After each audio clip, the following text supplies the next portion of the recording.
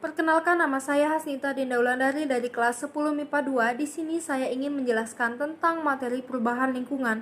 Lingkungan yang tercemar di daerah saya adalah sungai. Sungai di dekat rumah saya mengalami pencemaran air yang disebabkan oleh limbah industri, limbah rumah tangga, limbah pertanian, dan limbah pertambangan.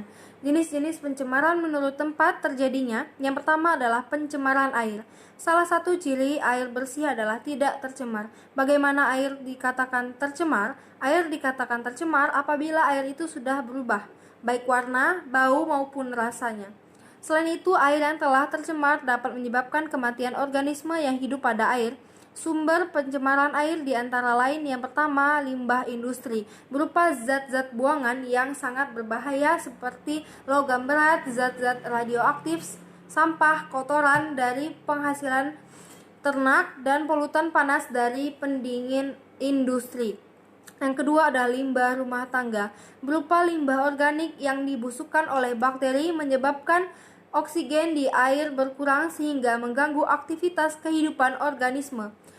Yang ketiga, limbah pertanian, misalnya sisa pemakaian tanah, pupuk buatan, pestisida, dan herbisida yang berlebihan. Keempat, limbah pertambangan, misalnya tambang emas yang menggunakan merkuri untuk memisahkan emas dan bijinya, dan tumpahan minyak dari pertambangan minyak lepas pantai. Yang kedua yaitu pencemaran udara. Pencemaran udara adalah masuknya makhluk hidup, zat energi, atau komponen lain ke udara oleh kegiatan manusia atau proses alam sehingga terjadi penurunan kualitas udara sampai tingkat tertentu yang menyebabkan udara menjadi kurang atau tidak berfungsi sesuai dengan peruntukannya. Pencemaran udara ini dapat menyebabkan gangguan kesehatan, kerusakan ekosistem, dan perubahan iklim. Pencemaran yang ketiga yaitu pencemaran tanah.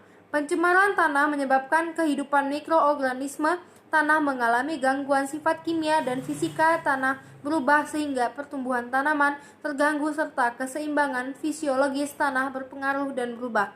Pencemaran yang keempat adalah pencemaran suara. Pencemaran suara ditimbulkan oleh suara bising mesin-mesin pabrik, mesin pesawat terbang, kereta api, motor, dan mesin instalasi. Suara-suara yang berkekuatan 80 desibel sudah dapat menimbulkan kebisingan. Pencemaran suara dapat mengganggu pendengaran, meningkatkan kerja jantung, dan menimbulkan stres. Pencemaran menurut bahan pencemaran atau polutan. Pencemaran kimiawi disebabkan oleh polutan berupa zat kimia baik organik maupun anorganik, contohnya logam berat, pestisida, minyak, dan deterjen. Pencemaran fisik disebabkan oleh polutan berupa kaleng, botol, plastik, dan karet. Pencemaran biologis disebabkan oleh polutan berupa berbagai macam mikroorganisme penyebab penyakit. Menurut tingkat pencemaran, pencemaran ringan mengakibatkan iritasi ringan pada panca indera dan tubuh serta mengganggu ekosistem. Pencemaran kronis mengakibatkan sakit kronis. Pencemaran akut menyebabkan polutan kadar tinggi menyebabkan kematian. Cara penanggulangan pencemaran lingkungan.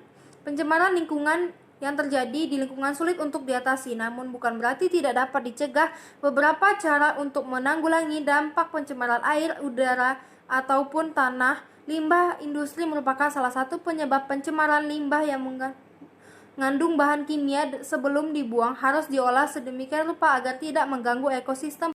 Penanaman pohon juga dapat dilakukan untuk menanggulangi dampak pencemaran udara, sebab pohon memproduksi oksigen dan menyerap karbon dioksida di udara. Selain itu, dengan mengurangi penggunaan pupuk kimia dapat menjadi salah satu alternatif dalam penanggulangan pencemaran di tanah.